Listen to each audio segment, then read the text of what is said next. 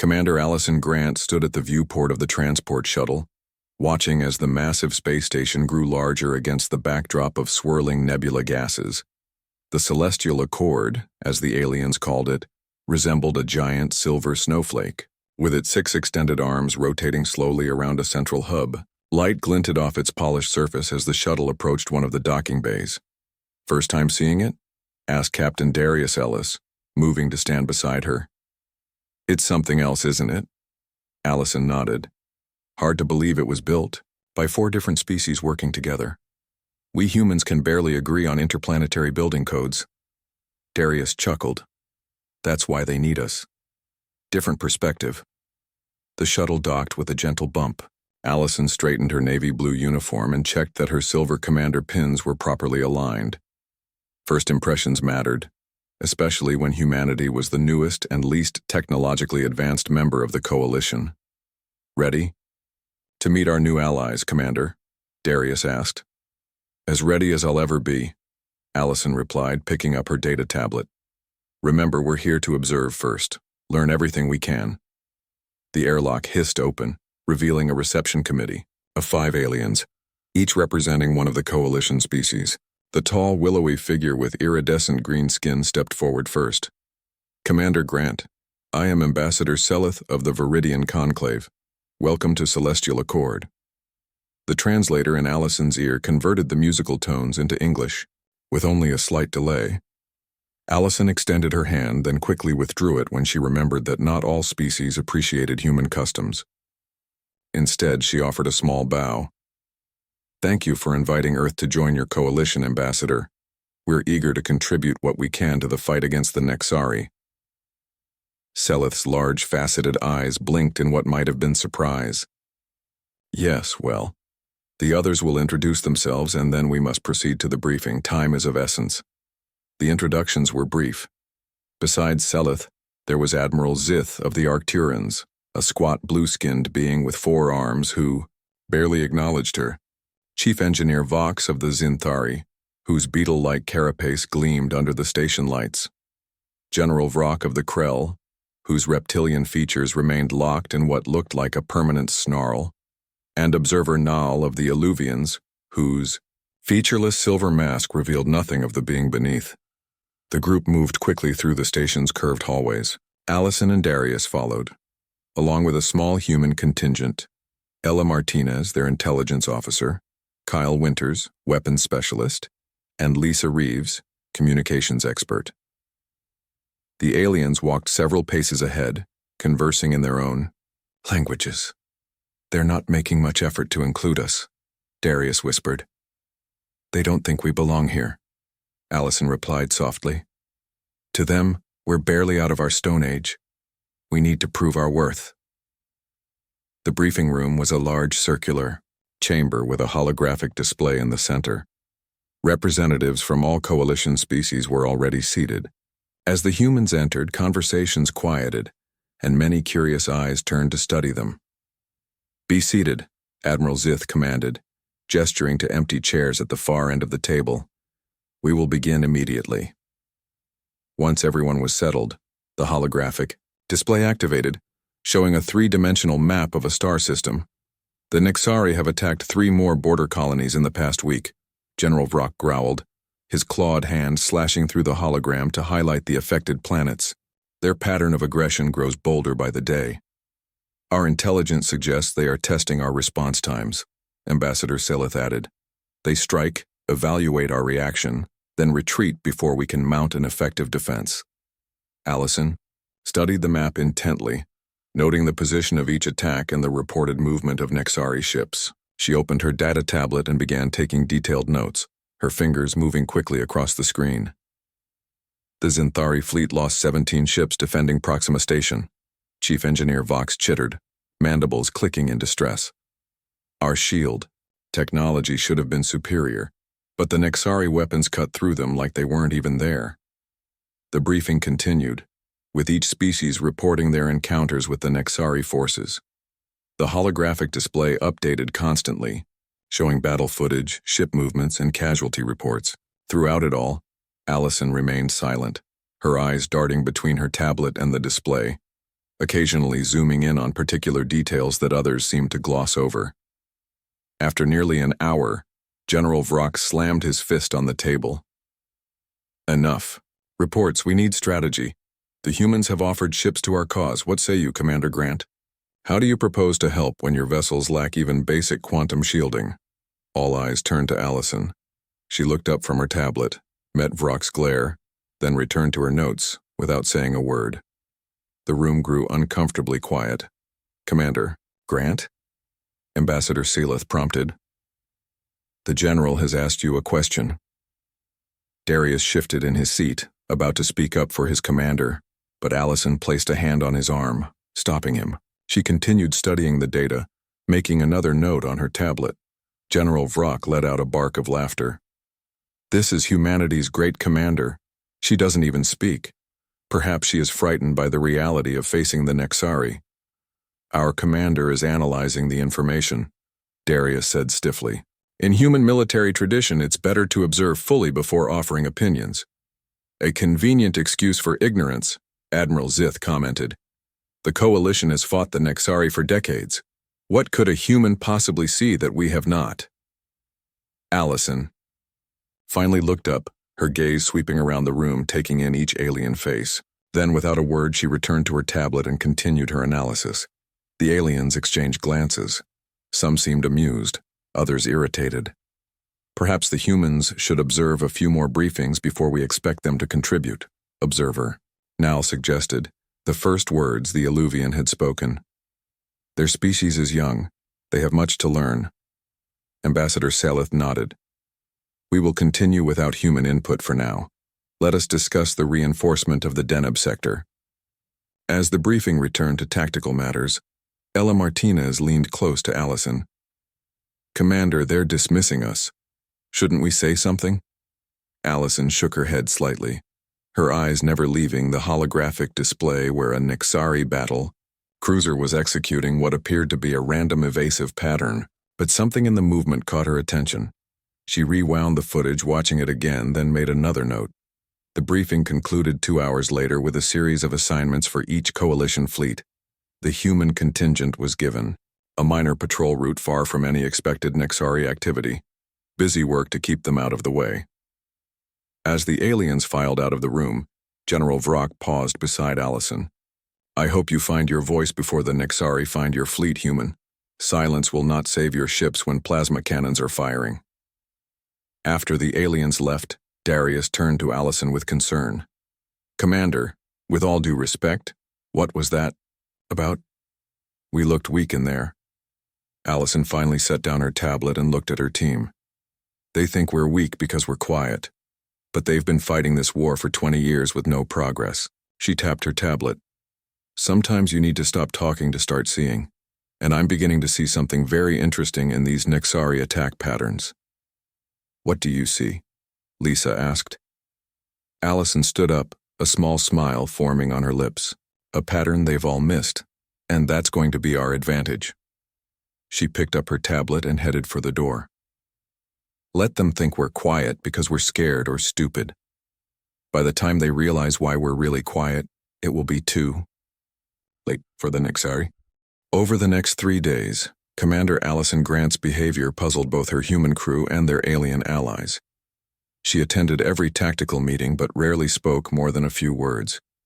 Instead, she spent hours in the Coalition's data archives, requesting access to battle records that no one had looked at in years.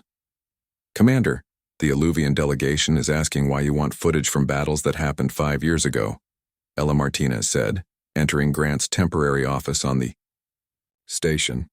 They're getting suspicious. Grant didn't look up from her screens. Tell them I'm studying historical context. It's not a lie. With respect, ma'am, Ella continued. Our crew is getting restless. The aliens have us running basic patrol routes. While they handle the real missions, Winters says his weapons team is going stir-crazy. Grant finally looked up. I need 2 more days, Ella. Then we make our move. Ella nodded, trusting her commander even if she didn't understand the plan. As she turned to leave, Grant called after her. Ask Reeves to come see me. I need her to set up a private communication channel for our ships. one the coalition can't monitor. Later that evening, Grant joined the daily coalition briefing. As usual, she sat quietly while the alien commanders discussed their operations. Admiral Zith was in the middle of explaining a failed intercept mission when Grant's tablet beeped softly. She glanced down at the notification, and for the first time since arriving at the station, raised her hand to speak. The room fell silent, in surprise. "Yes, Commander Grant," Ambassador Silith acknowledged, her tone betraying curiosity. "A Nexari fleet has just been detected approaching Novara 4, Grant said simply. General Vrock's scaled features contorted. "How do you know this? Our sensors haven't—" He was interrupted by an urgent message on the main display. "Nexari ships detected in the Novara system. Estimated time to colony orbit, 6 hours. The room erupted in activity. Grant watched silently as the alien commanders argued over response strategies. "We must send the main fleet," Chief Engineer Vox insisted, chittering anxiously. "The main fleet is 3 jump points away," Admiral Zith countered. "They cannot arrive in time." "My Krell warriors are closest," General Vrock growled. "We will. Engage the enemy directly while you dispatch reinforcements." Observer Nal's metallic voice cut through the debate. "The Krell fleet alone cannot repel this force. The colony will fall before help arrives." As the argument continued, Grant studied the holographic display showing the Nexari fleet's approach vector. She zoomed in on several ships, comparing their movements to patterns she had observed in the historical records. Ambassador Silith finally noticed Grant's intense focus. "Commander Grant, do you have something to contribute?" The room quieted again. All eyes turned to the human. "I have a question," Grant said. "In the tactical data, why does the lead Nexari vessel always execute a 30-degree rotation before their main attack formation deploys?" The alien stared at her in confusion. "What relevance does this have?" Admiral Zith demanded. "We are discussing the defense of Novara 4, not obscure ship movements." Grant tapped her tablet, sending data to the main display. "In every major Nexari attack I've studied, this rotation happens precisely 18 minutes before they deploy their attack pattern. It's a signal to their fleet." "This is well known," General Vrock dismissed. "A standard communication protocol when their vessels prepare for combat." "Then why?" Grant continued calmly. "Does the secondary attack group always appear from what seems to be a random direction exactly 12 minutes after this rotation? Never 11 minutes. Never 13. Always exactly 12. The room fell silent as the aliens processed her observation. "What are you suggesting?" Ambassador Silith asked. "The Nexari aren't as unpredictable as you think," Grant replied. "They follow precise patterns disguised as chaos.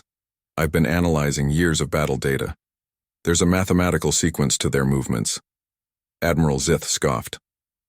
"Absurd. We have the most advanced analytical systems in the known galaxy. If such patterns existed, we would have found them." "Your systems are looking for tactical patterns," Grant explained. "I'm looking at something more basic. Human minds excel at finding patterns in noise. It's how we evolved." Grant stood and approached the holographic display. "Request permission to position the human fleet here."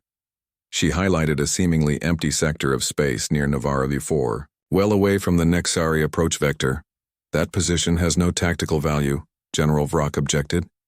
"You would be useless in the defense." "If I'm wrong, we can quickly join the main battle," Grant countered. "But if I'm right about their pattern, this is exactly where the Nexari will deploy their secondary attack group." The alien commanders exchanged skeptical glances. "Let them go," Observer Nal said unexpectedly. "If the humans wish to hide in an empty sector, it changes nothing for our defense plan." Ambassador Silith nodded reluctantly. "Very well. The human fleet may take position as requested. The rest of our forces will deploy according to standard defensive protocols." As the meeting broke up, Darius fell into step beside Grant.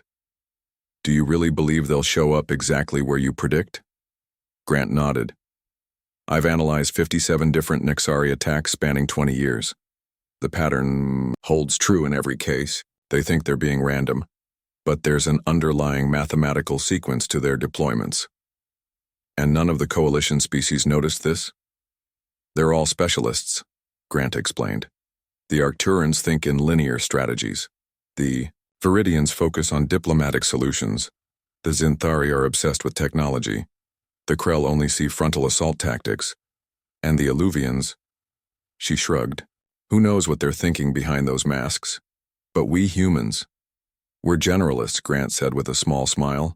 We see connections others miss because we evolved to find patterns in chaos. It kept us alive when we were still hunting on the savannah.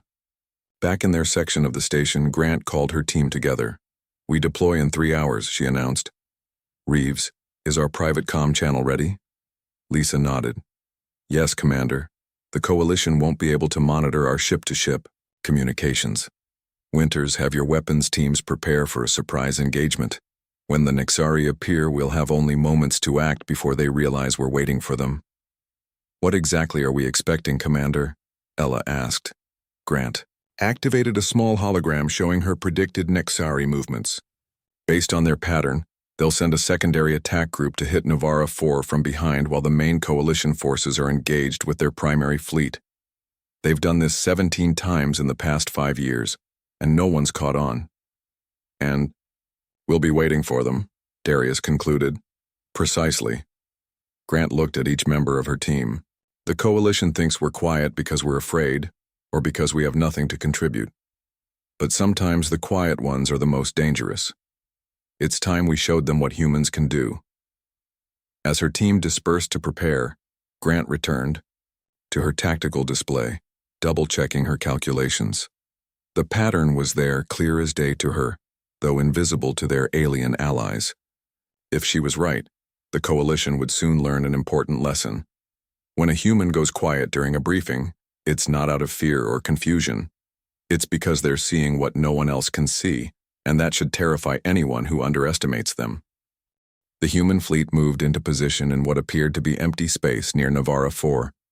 From the bridge of her command ship, Intrepid, Commander Allison Grant watched the tactical display as the coalition forces formed a defensive line between the approaching Nexari fleet and the colony planet.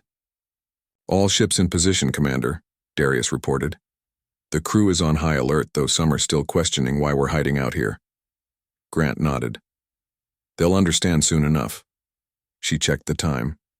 The main Nexari fleet should be engaging the coalition in approximately 40 minutes. If my calculations are correct, their secondary attack group will arrive precisely here. She pointed to their current position, 12 minutes after the lead Nexari vessel performs. It's 30-degree rotation. Major Kyle Winters frowned from his weapons station. Commander, I've reviewed your pattern theory. While I see the correlations you've identified, we're betting a lot on what could be coincidence. It's not coincidence, Major, Grant replied, calmly. 57 battles over 20 years show the same pattern. The Nexari believe their tactics appear random, but they're following an unconscious mathematical sequence. But what if you're wrong? Winters pressed. Then we quickly join the main battle, Grant said. But I'm not wrong, Lisa Reeves interrupted from communications. Coalition forces report visual contact with the Nexari primary fleet. They're moving into defensive formation. Grant nodded. Put it on screen.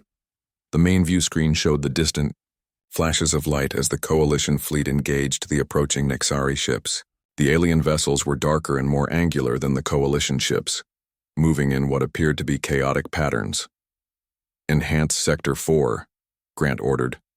The screen zoomed in on the lead Nexari vessel, a massive dagger-shaped ship with pulsing red energy along its hull. Everyone watch closely, Grant said. The rotation should happen any moment now. The bridge crew held their breath as they observed the enemy flagship. Then, almost imperceptibly at first, the massive ship began to turn. There it is, Grant said, her eyes fixed on the display. 30-degree rotation, mark the time. Darius tapped his console. Marked. If your prediction is correct, we have exactly 12 minutes until company arrives. Grant turned to address the bridge crew. Listen carefully. In 11 minutes, I want all ships to power down to minimal life support. No emissions, no signals. We need to appear completely inactive. When the Nexari arrive, they won't detect us until it's too late. Won't they see us visually? Winters asked. The Nexari rely heavily on energy detection, Grant explained. Visual. Confirmation is secondary in their tactical systems. By the time they realize we're here, we'll have already fired. The minutes ticked by slowly. On the main screen, the battle between the Coalition and the Nexari primary fleet intensified. Flashes of weapons fire and explosions lit up space. 2 minutes remaining, Darius announced. All ships reporting ready for power down. Grant nodded. Execute power down. Maintain communication on our private channel only. The lights on the bridge dimmed as the Intrepid reduced power to minimal levels. The hum of the engines faded to silence. 30 seconds, Darius whispered. Grant focused, intently on the area of space directly ahead of them. Empty now, but soon. 10 seconds, Darius counted down. 5, 4, 3, 2, 1. For a heartbeat, nothing happened. Winters shot Grant a skeptical look. Then space itself seemed to tear open. A swirling blue vortex appeared exactly where Grant had predicted, and through it emerged 5 Nexari warships, their dark hulls gleaming against the stars. Hold position, Grant commanded softly over the private channel. Let them fully emerge before we make our move. The Nexari ships formed up quickly, clearly preparing to launch a surprise attack on the colony, while the main defensive forces were occupied. They have no idea we're here, Darius whispered.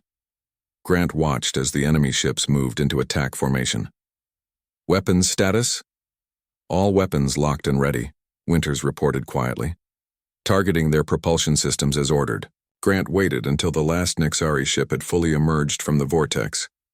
All ships power up and fire. Suddenly, the seemingly empty sector of space blazed with light as the human fleet came to life.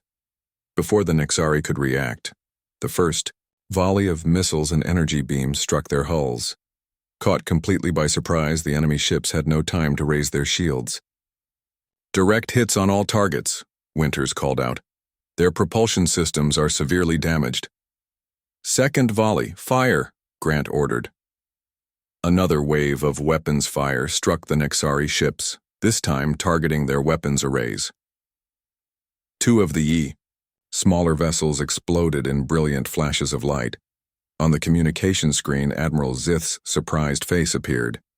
Commander Grant, what is happening there? Exactly what I predicted, Admiral, Grant replied calmly.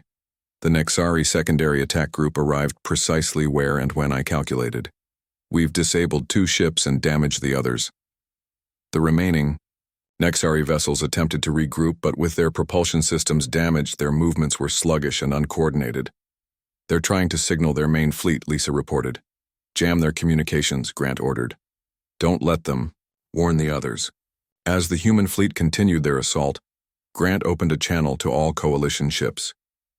This is Commander Grant. The Nexari use a mathematical pattern in their fleet deployments. I'm sending the formula to all ships now. Using this pattern, you can predict their next movements with 94% accuracy. She nodded to Ella, who transmitted the data Grant had compiled over the past days. On the main view screen, the Coalition ships began to adjust their tactics, anticipating the Nexari movements before they happened. The tide of the battle quickly turned. The Coalition forces are breaking through the Nexari lines, Darius reported with a smile. They're using your pattern recognition. Grant nodded. And the Nexari have no idea how we're suddenly predicting their every move. The 3 remaining ships of the secondary attack group attempted to retreat, but the human fleet had positioned themselves to cut off their escape route. Shall we finish them off? Winters asked, his finger hovering over the weapons controls. Grant shook her head. No. Disable them completely, but leave them intact. I want prisoners and their navigation data. The human fleet fired precisely, targeting key systems without destroying the Nexari vessels. Within minutes, all 3 ships were floating helplessly, in space. Prepare boarding parties, Grant ordered. I want their command centers secured and their data cores preserved. As the human crews prepared to board the disabled Nexari ships, Grant received another communication from the Coalition Command. Commander Grant. Ambassador Seleth's voice held a new note of respect. Your prediction was remarkably accurate. How did you know? Grant allowed herself a small smile. Sometimes, Ambassador, the quietest person in the room is the one you should listen to most carefully. While everyone else was talking, I was watching, and patterns reveal themselves to those patient enough to see them. The ambassador blinked, her large eyes. It seems we have underestimated humanity's contributions to this coalition. That's a common mistake, Grant replied, but I doubt the Nexari will make it twice. News of the human victory spread quickly through the Celestial Accord. By the time Commander Grant and her team returned to the station, the mood had changed dramatically. Aliens who had previously ignored the humans now watched them with curious eyes. Some even offered respectful nods as Grant walked past. Quite a change from 3 days ago, Darius remarked as they made their way to the command center for the post-battle briefing. Success tends to do that, Grant replied, but one victory doesn't mean they fully accept us yet. The command center was already crowded when they arrived. Unlike previous meetings, this time the aliens made space for the humans at the main table rather than relegating them to the back. Commander Grant, General Vrock acknowledged, his reptilian features set in what might have been respect. Your strategy against the secondary attack force was effective. Coming from a Krell warrior, this was high praise indeed. Ambassador Seleth called the meeting to order. Today's engagement with the Nexari forces resulted in an unprecedented victory.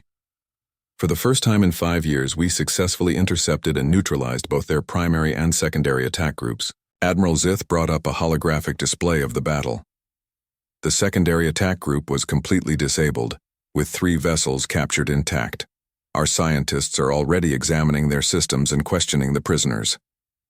Grant listened quietly as the coalition commanders discussed the battle. She noted that several of them were now using her pattern recognition formula to analyze other Nexari movements. Finally, Ambassador Seleth turned to her. Commander Grant, would you explain to everyone how you identified this mathematical pattern when our best analysts missed it for decades? All eyes in the room focused on Grant. She stood, activating her data tablet and sending information to the main display. The Nexari believe their tactics appear random, she began, but they follow unconscious patterns, likely built into their tactical training. Human brains are especially good at finding patterns in what looks like chaos. She brought up several battle recordings, highlighting the subtle movements and timing. Their attack formations always follow this mathematical sequence. Once you see it, you can predict where they'll be before they arrive. Why did none of our analysis systems detect this pattern? Chief Engineer Vox asked, mandibles clicking rapidly. Your systems are designed to look for tactical advantages and strategic formations, Grant explained. This pattern isn't tactical, it's almost cultural, built into how the Nexari think about space and movement. It's like trying to explain water to a fish. They don't think about it. It's just the environment they exist in. And yet you saw it immediately, Observer Null commented, silver mask gleaming under the lights. Not immediately, Grant corrected. It took days of studying historical battles and comparing movement patterns. Humans evolved as pattern-seeking creatures.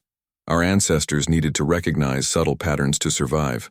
Which plants were safe to eat, which animal tracks meant danger. That ability is still part of how we think. As Grant continued explaining, Ella Martinez slipped quietly into the room and whispered something to Darius. His expression changed immediately. Commander, he interrupted, Martinez has found something in the captured Nexari data cores you need to see. Grant nodded. Ambassador, may we examine this new information? Ambassador Seleth gestured permission, and Ella connected her tablet to the main display. A series of encrypted Nexari transmissions appeared, along with their translations. We found these communications in the command ship's data core, Ella explained. They weren't just planning to attack Novara 4. The secondary attack group was testing a new weapon system. She brought up schematics of a device attached to the largest Nexari ship. This appears to be a prototype that creates localized disruptions in space-time. They were planning to test it on the colony. What would this weapon do? General Vrock demanded. Based on these readings, Ella continued, it would create a temporal bubble around the target. Everything inside would experience time at a fraction of normal speed. 1 second inside would be hours outside. They could essentially freeze a planet in time while they destroyed it. A stunned silence fell over the room.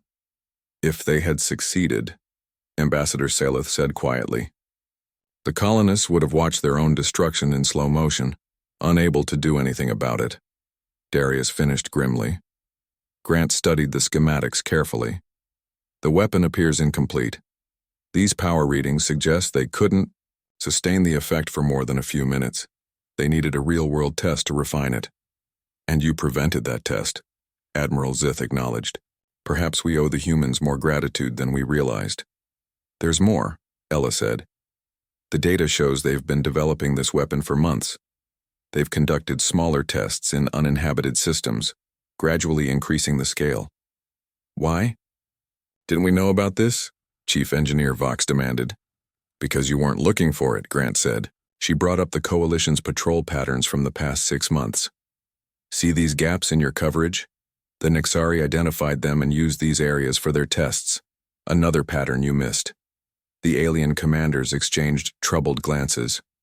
We need to destroy this weapon technology before they can perfect it, General Vrock growled.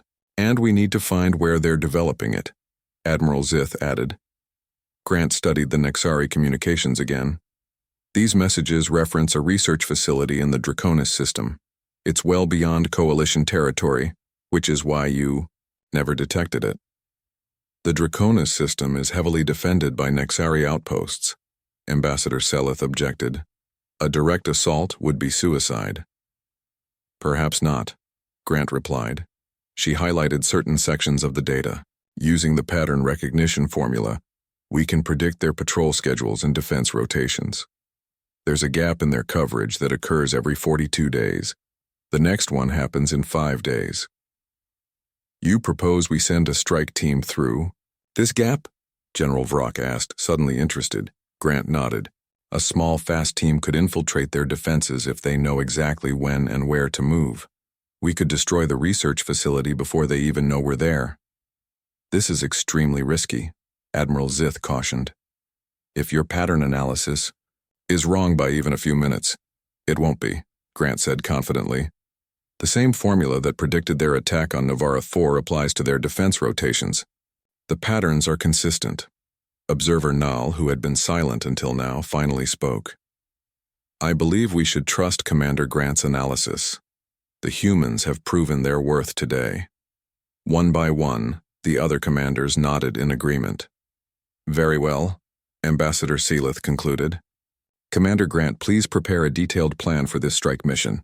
We will reconvene tomorrow to discuss it. As the meeting broke up, Grant found herself surrounded by Coalition officers asking questions about her pattern recognition techniques. For the first time since arriving, the humans were being treated as valued allies rather than inexperienced newcomers. You've earned their respect, Darius said quietly as they left the command center. Not bad for the quiet human in the briefing. Grant smiled slightly. Sometimes you learn more by listening than by talking, and sometimes what you learn can save millions of lives. So what's next? Darius asked. Now we plan a raid into the heart of Nexari territory, Grant replied. And we show them that underestimating humans is the last mistake they'll ever make. 5 days had passed since the battle at Novara 4. Commander Grant stood at the head of the briefing table, looking at the assembled Coalition officers. Unlike her first briefing on the station, this time everyone listened with full attention as she spoke. The strike team will enter the Draconis system here, Grant said, pointing to a spot on the holographic map. Based on the Nexari patrol patterns, we'll have a window of exactly 17 minutes to slip past their sensor net. Admiral Zith nodded. And you're certain this window will occur?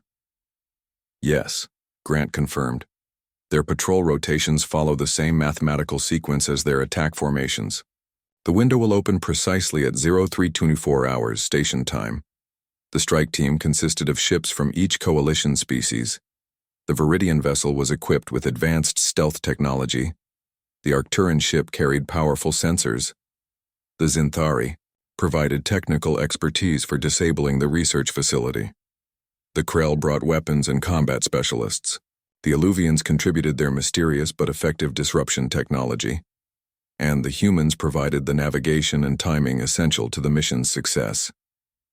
Once we're through the sensor net, Darius continued, we'll proceed to the research facility using this route. He highlighted a path through the Draconis system that seemed to weave randomly between patrol zones. This course seems inefficient, General Vrock observed. It's designed to exploit the blind spots in their patrol coverage, Grant explained. If we follow this exact route with precise timing, we'll never appear on their sensors.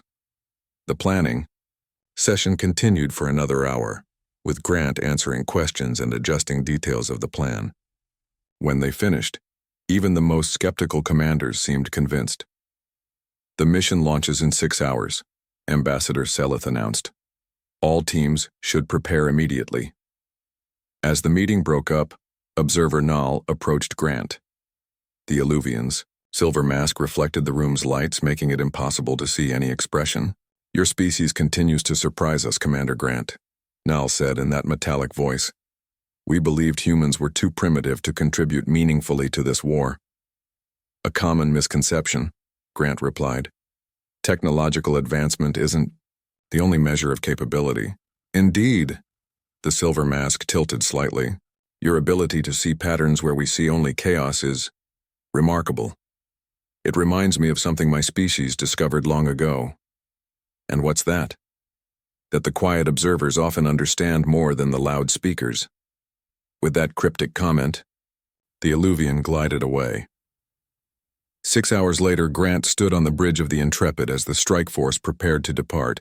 Each ship was minimally crewed to reduce the risk of casualties if the mission failed. All ships report ready, Commander, Lisa Reeves said from her communication station. Grant nodded. Begin departure sequence. Maintain communication silence. Once we leave the station. The 6 ships moved smoothly away from the celestial accord, forming up in a tight formation before activating their jump drives. Space twisted around them, and then they were in the outskirts of the Draconis system. Position confirmed, Darius reported quietly. Nexari sensor net is active approximately 50,000 kilometers ahead. Grant checked the time. We have 3 minutes until the window opens. All ships power down to minimal levels. The bridge dimmed as systems shut down to reduce their energy signature. Only essential life support and navigational systems remained active. Window opens in 10 seconds, Darius counted down. 5, 4, 3, 2, 1. All ships move now, Grant ordered. The strike force surged forward, slipping through the predicted gap in the Nexari sensor coverage. For 17 tense minutes, they glided silently through enemy territory. Then they were past the outer defense perimeter. Sensor net successfully bypassed, Darius confirmed. No signs of detection. Begin approach pattern to the research facility, Grant instructed. Everyone follow the course exactly as planned. For the next 2 hours, the strike force moved through the Draconis system like ghosts, timing their movements to exploit the gaps in Nexari patrol coverage that Grant had identified. They passed within visual range of Nexari warships several times, yet remained undetected. Finally, they reached the research facility, a massive space station orbiting the system's 4th planet. Scans show minimal defenses, Major Winters reported. They're not expecting anyone to find them here. The Nexari overconfidence works in our favor, Grant said. Prepare boarding teams. While the Krell assault team prepared to board the station, Dr. Neil Fisher, the fleet's scientific advisor, studied the sensor readings of the facility. Commander, I'm detecting unusual energy patterns, he reported. They appear to be running a live test of the temporal weapon. Grant frowned.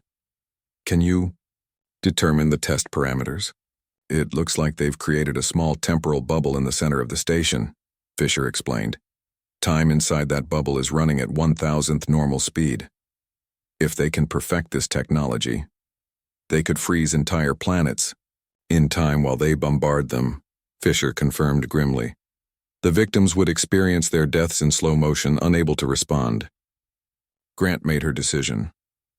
Change of plans. We can't risk a boarding action with that weapon active. Prepare to target their power core with all weapons. The coalition ships moved into position around the station, still undetected. On my mark, Grant ordered. 3, 2, 1. Fire! All 6 ships fired simultaneously. The station's minimal shields collapsed instantly as the combined firepower of the strike force tore into the structure. Secondary explosions rippled along its surface as systems overloaded. Direct hit on the power core, Winters reported. The facility is breaking up. Sensors showed the station coming apart, debris spinning off into space. Then something unexpected happened. The temporal weapons containment field collapsed, releasing the built-up energy in a massive shockwave. "Brace for impact," Grant shouted as the wave approached their ships. The shockwave hit them with tremendous force, throwing people against restraints and causing systems to flicker. For a moment, time itself seemed to stutter, with movements becoming jerky and disconnected. Then the effect passed. "Damage report," Grant called out. "Minor damage to all vessels," Darius reported. "But we're still operational. Nexari forces in the system are going to high alert," Lisa warned. "They've detected the explosion." "Our exit window opens in 7 minutes," Grant said calmly. "Begin retreat pattern." The strike force turned and began their carefully timed withdrawal from the system. Behind them, Nexari ships rushed toward the destroyed facility, their communications filled with confusion and alarm. Just as Grant had predicted, they reached the sensor net precisely when a gap appeared, allowing them to slip away undetected. As they jumped back to Coalition space, Grant finally allowed herself a smile. "Mission accomplished," she said. When they returned to the Celestial Accord, the Coalition leaders were waiting. Ambassador Saleth stepped forward as Grant and her team disembarked. "Commander Grant, your strike force has accomplished what we thought impossible," the ambassador said. "The destruction of the research facility has set back the Nexari war effort significantly." "We simply exploited their patterns," Grant replied modestly. "And in doing so, you've changed the course of this war," Admiral Zith added. "The Coalition Council has unanimously voted to place you in charge of our strategic planning division." Grant raised an eyebrow in surprise. "That's unexpected." General Vrock stepped forward. "The first time we met, human, you were quiet during the briefing. We thought it was weakness." The reptilian warrior thumped his chest in a gesture of respect. "Now we understand why your silence should have terrified us." Grant looked at her team, at Darius, Ella, Lisa, Kyle, and Neil, seeing the pride in their eyes. "Humans have a saying," she told the assembled aliens.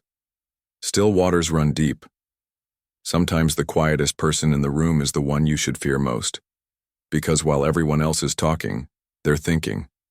And thoughts can change galaxies."